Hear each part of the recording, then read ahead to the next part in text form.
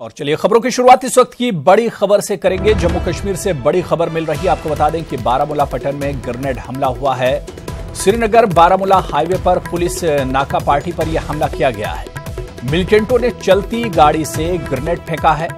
Duty पर तैनात कुछ पुलिस एहलकार जख्मी हुए हैं इस हमले में। जख्मियों में डीएसपी भी शामिल है। फोर्सेज ने पूरे इलाके का मुहासरा कर लिया है। तलाशी कार्रवाई इस वक्त जारी है। तो जम्मू कश्मीर से इस वक्त बड़ी खबर और तस्वीरें भी आप देख सकते हैं। इस हमले के बाद की ये तस्वीरें हैं। बारामूला पट्टन में ग्रेनेड हमला हुआ है। श्रीनगर बारामूला हाईवे पर पुलिस नाका पार्टी जो थी उस पर यह हमला किया गया है। मिलिटेंटों ने चलती गाड़ी से ग्रेनेड फेंका है। ड्यूटी पर तैनात कुछ पुलिस एहलकार भी जख्मी हुए और जख्मियों में डीएसपी भी शामिल हैं। तस्वीरों में आप देख सकते हैं कि फोर्सेज ने पूरे इलाके का मुहासरा कर लिया है। सर्च ऑपरेशन इस वक्त इलाके में चलाया जा रहा है।